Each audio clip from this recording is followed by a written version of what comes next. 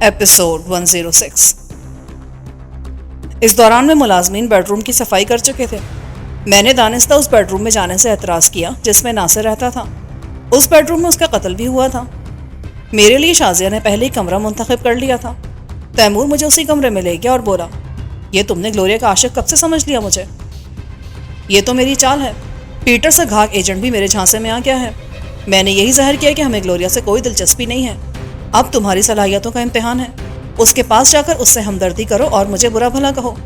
اس پر یہ ظاہر کرو کہ تم محض گلوریا کی خاطر میرا ساتھ دے رہے ہو، ورنہ کب کے مجھے چھوڑ چکے ہوتے۔ پیٹر کو دودھ پیتا بچہ نہیں ہے۔ ان سب کو معلوم ہے کہ گلوریا محض تمہاری وجہ سے ان سے باغی ہوئی ہے۔ وہ میری اس بات پر کبھی یقین نہیں کرے گا۔ یہی تو تمہاری آزمائش ہے۔ تم اس سے کہہ سکتے ہو کہ گلوریا کامران کے ساتھ مخلص ہے اور دیوانگی کی حد تک اسے چاہتی ہے، مگر کامران اپنا مطلب نکالنے کے لیے اس کے ساتھ فلرٹ کرتا رہا ہے۔ تم اسے لالچ دو کہ اگر وہ گلوریا کو تمہارے حوالے کر دے تو تم پیٹر کو چھوڑ دو گے اور گلوریا کو لے کر کہیں نکل جاؤ گے۔ اس کہانی میں تھوڑا سا جھول ہے، مگر چلے گی۔ تیمور مسکرا کر بولا، ممکن ہے میں اسے شیشے میں اتار ہی لوں، ورنہ اس کی زبان تو ہر صورت میں کھلوانی ہے۔ اچانک میری جیب سے ایسی آواز آنے لگی جیسی الیکٹرانک گھڑی کے الارم کی ہوتی ہے۔ میں نے چونک کر جیب میں ہاتھ ڈالا تو وہ ٹرانسمیٹر میرے ہاتھ میں آ گیا جو پیٹر کی جیب سے برآمد ہوا تھا۔ میں نے تیمور اور شازیہ کو خاموش رہنے کا اشارہ کیا اور اس آپریٹرس کو آن کر دیا۔ اس میں سے مسلسل آواز آ رہی تھی، hello, S1 calling for D4، S1 calling for D4، D4 speaking, over. میں نے بھرائی ہوئی آواز میں کہا، کون ہو تم؟ اوور۔ آپریٹرس میں سے غسیلی آواز ابھری، تم D4 نہیں ہو۔ میں آواز کے معاملے میں تو انتہائی نشے کی حالت میں بھی دھوکہ نہیں کھا سکتا، اوور۔ اس وقت بھی شاید نشے میں ہی ہو، اوور۔ میں نے تصدیق آمیز لہجے میں کہا، میری بات کا جواب دو، اوور۔ بولنے والے کی آواز میں غراہٹ تھی، لب و لہجے سے وہ امریکن لگ رہا تھا۔ تم اپنا نام بتاؤ، اوور۔ میں سمجھ گیا کہ تم کامران بول رہے ہو۔ سیدھی طرح یہ بتاؤ کہ پیٹر کہاں ہے؟ پیٹر میرے قبضے میں ہے مسٹر ہیری، اوور۔ وہ یقیناً بری طرح چونکا ہوگا۔ تو تم میرا نام جانتے ہو؟ میں تو یہ بھی جانتا ہوں کہ تم کس فلائٹ سے اور کس سن پر پاکستان آئے ہو۔ تو پھر یہ بھی اچھی طرح جان لو کہ پیٹر پر ہاتھ ڈال کر تم نے اپنی موت کو دعوت دی ہے، اوور۔ موت کو تو میں اکثر دعوت دیتا رہتا ہوں، مگر یہ میری دعوت قبول ہی نہیں کرتی، اوور۔ تم کیا چاہتے ہو، اوور؟ ہیری بھڑک کر بولا، میں صرف گلوریا کی رہائی چاہتا ہوں۔ اگر پیٹر تمہارے لیے اہم ہے تو اس کے بدلے گلوریا کی رہائی کا سودا کر لو، اوور۔ ٹھیک ہے، یہ تبادلہ کب اور کہاں ہوگا؟ ارے بھائی، ایسی بھی کیا جلدی ہے؟ ابھی میں بہت تھکا ہوا ہوں، تم سے پھر بات ہوگی۔ اپنا آپریٹرس آف مت کرنا، میں یہ بات ابھی اور اسی وقت فائنل کرنا چاہتا ہوں۔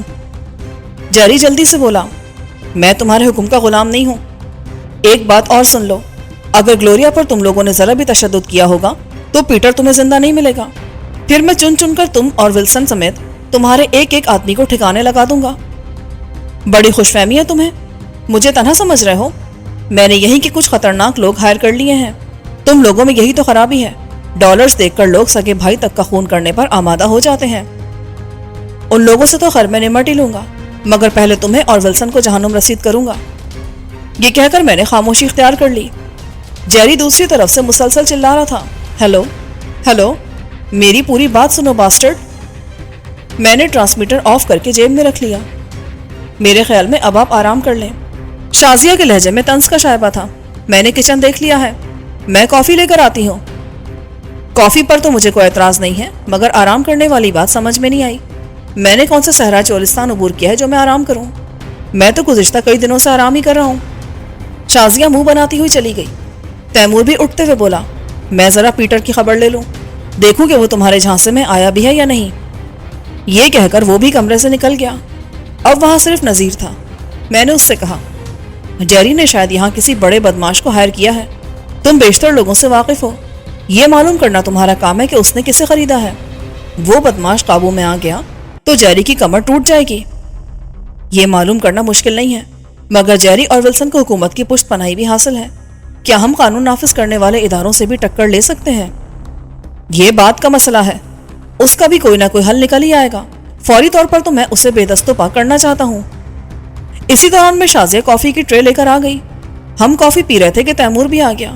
اس کے چہرے پر مایوسی کے تاثرات تھے۔ وہ صوفے پر ڈھیر ہوتے ہوئے بولا، پیٹر کوئی اچکا یا اسٹریٹ بوائے نہیں ہے کامران، وہ حرام زادہ CIA کا تربیت یافتہ مکار ترین ایجنٹ ہے۔ اس نے تمہاری کہانی پر 0.1% بھی یقین نہیں کیا ہے۔ میں نے بات شروع کی ہی تھی کہ وہ بیزاری سے بولا، مجھے ان خرافات سے کوئی دلچسپی نہیں ہے۔ کامران سے کہنا وہ ابھی میرے سامنے بچہ ہے، وہ سمجھتا ہے کہ میں اس کے جھانسے میں آ کر گلوریا کو تمہارے حوالے کر دوں گا۔ ہم لوگ کبھی کچا کام نہیں کرتے، ہمارے پاس تمہاری فائل موجود ہے اور گلوریا اور کامران کی بھی۔ ان فائلوں میں تمہارے بارے میں معمولی سے معمولی باتیں بھی تفصیل سے موجود ہیں۔ میں جانتا ہوں کہ اگر تم واقعی گلوریا کو چاہتے بھی ہو تو کامران کی خاطر ایسی 10 لڑکیاں قربان کر سکتے ہو۔ گلوریا تم لوگوں کو ملے یا نہ ملے، مجھے اس بات کا پختہ یقین ہے کہ کامران مجھے زندہ نہیں چھوڑے گا۔ جب اس نے مجھے پکڑا تھا اسی وقت سے میں ذہنی طور پر مرنے کو تیار ہو گیا تھا۔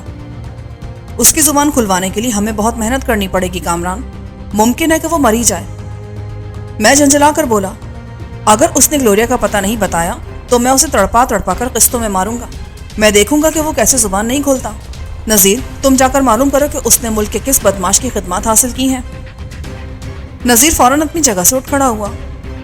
اس کے جانے کے بعد ایک مرتبہ پھر اپریٹس سے بہت خفیف سے الارم کی آواز سنائی دی۔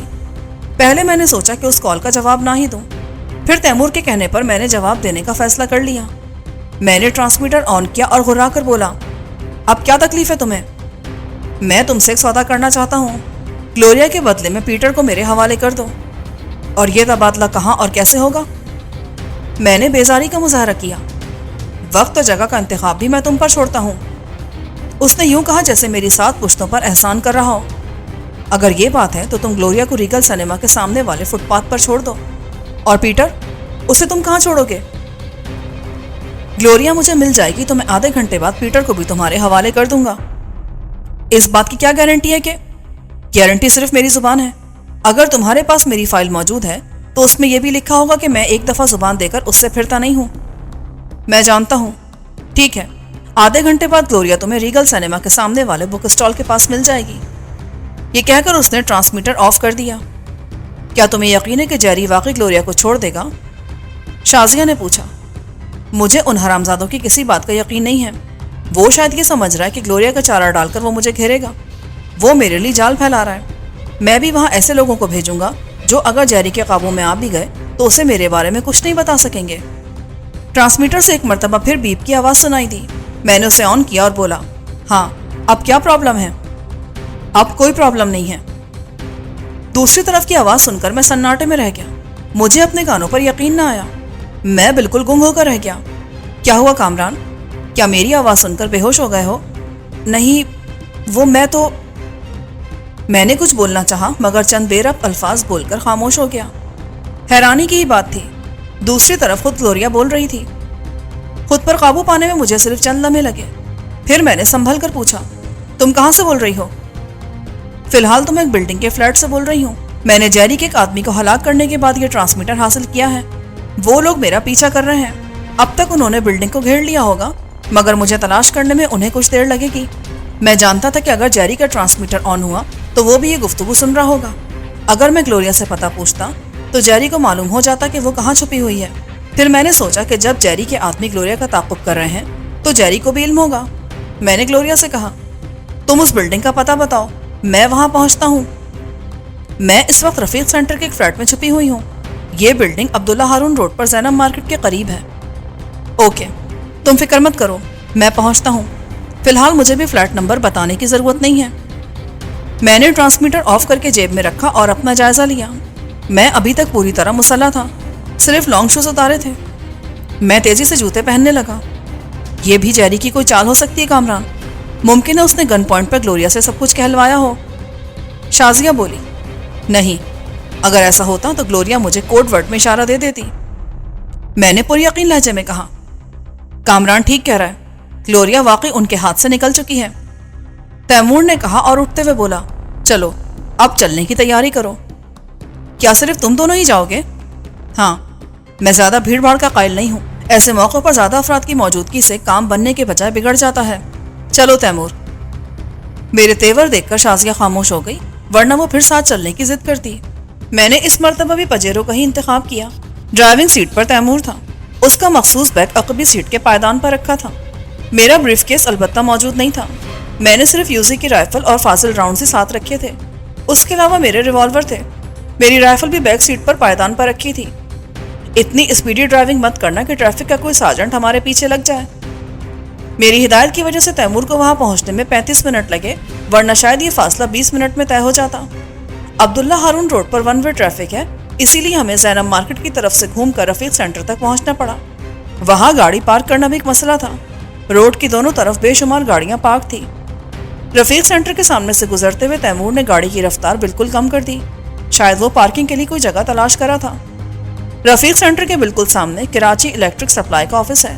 وہاں پارکنگ کی جگہ تو نہیں تھی، مگر الیکٹرک گاڑیوں نے ڈبل پارکنگ کر رکھی تھی۔ گاڑیوں کے ڈرائیور بھی ان میں موجود تھے۔ تیمور نے بھی الیکٹرک کی گاڑی کے پیچھے گاڑی روکی اور سڑک کی دوسری طرف واقع رفیق سینٹر کے داخلی دروازے کا جائزہ لیا۔ گیٹ کے بالکل سامنے شلوار قمیض میں ملبوس ایک شخص کو دیکھ کر تیمور بری طرح چونکا۔ یہ تو وہی آدمی ہے جو صبح گرین کرولا میں بنگلے کے سامنے چکر لگا رہا تھا۔ اس کا مطلب ہے کہ گلوریا واقعی اندر کسی فلیٹ میں موجود ہے۔ اسی وقت میکسی میں ملبوس ایک سیاہ فام عورت ہماری گاڑی کے نزدیک آئی اور آہستہ سے میری طرف کے شیشے پر دستک دی۔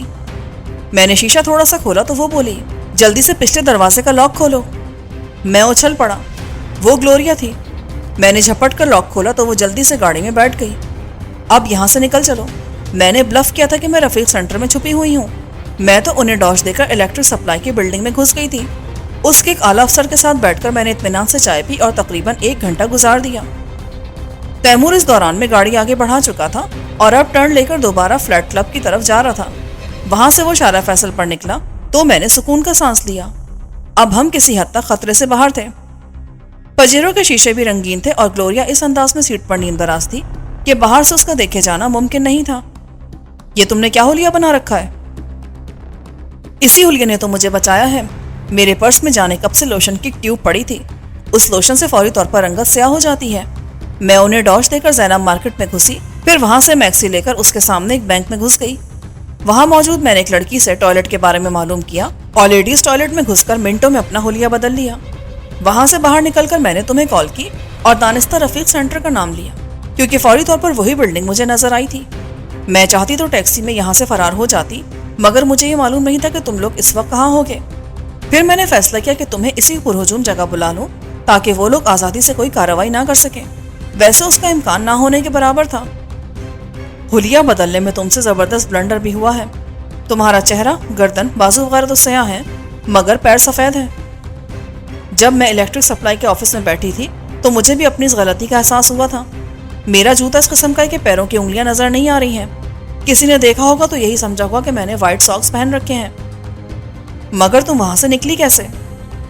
پہلے میں انڈین قونصلیٹ میں تھی۔ جیری کی آمد کے بعد مجھے وہاں سے ڈیفنس کے ایک بنگلے میں منتقل کر دیا گیا۔ ان لوگوں نے اتنی شرافت کا ثبوت دیا کہ مجھ پر کوئی تشدد نہیں کیا، بس ایک کمرے میں قید کر دیا تھا۔ وہیں مجھے ضرورت کی ہر چیز مل جاتی تھی۔ جیری اور ولسن میرے ذریعے تمہیں بلیک میل کرنا چاہتے تھے۔ انہوں نے تمہارا موجودہ پتہ بھی معلوم کر لیا تھا اور اس پر بہت خوش تھے۔ ان کا پروگرام تھا کہ پیٹر کی واپسی پر پولیس کے ذریعے وہاں ریڈ کرائیں گے، مگر تم نے ان سے زیادہ پھرتی کا مظاہرہ کیا اور پیٹر کو گھیر لیا۔ جیری تو یہ سن کر ہی نیم پاگل ہو گیا۔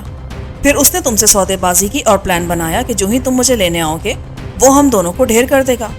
یہاں کا کوئی گینگسٹر بھی ان لوگوں نے ہائر کیا ہے، اسی کے آدمی اس علاقے کو چاروں طرف سے گھیر لیتے۔ وہ سب تیاریاں کر چکے تھے اور مجھے اس جگہ لے کر جانے ہی والے تھے۔ ولسن نے خیر سگالی کا مظاہرہ کرتے ہوئے میرا پرس بھی جوں کا تو میرے حوالے کر دیا تھا۔ بس اس میں سے گیٹ کے باہر ان لوگوں کی 4 گاڑیاں کھڑی تھیں۔ میرے آگے جیری اور پیچھے ولسن تھا۔ باہر نکلتے ہوئے مجھے موقع مل گیا۔ میں نے جھپٹا مار کر جیری کے ریوالور پر ہاتھ مارا تو اس کا ٹرانسمیٹر میرے ہاتھ میں آ گیا، جو اس وقت بائیں ہاتھ میں تھا۔ ایک آدمی نے پکڑنے کی کوشش کی مگر جیری نے چیخ کر اسے روکا اور پھر وہی میرے ہاتھوں کراٹے کے ایک وار میں مارا گیا۔ جیری اور ولسن کے لیے جو گاڑی کھڑی تھی اس کا ڈرائیور مؤدب انداز میں پچھلی سیٹ کا دروازہ کھولے ان کے انتظار میں کھڑا تھا۔ میری کک سے وہ دور جا گرا۔ چابی اگنیشن میں موجود تھی۔ میں جھپٹ کر اسٹیئرنگ پر بیٹھی اور وہاں سے ہوا ہو گئی۔ گلوریا شاید بولتے بولتے تھک گئی تھی۔ اس نے خاموش ہو کر آنکھیں موند لی۔ مگر اس وقت تک ہم پولٹری فارم تک پہنچ چکے تھے۔ گلوریا کی کہانی سنتے ہوئے بھی میں نے اس بات کا دھیان رکھا تھا کہ ہمارا تعاقب نہ ہو رہا ہو۔ تیمور بھی مسلسل بیک ویو مرر کے ذریعے جائزہ لے رہا تھا۔ کسی بھی گاڑی نے ہمارا تعاقب نہیں کیا تھا۔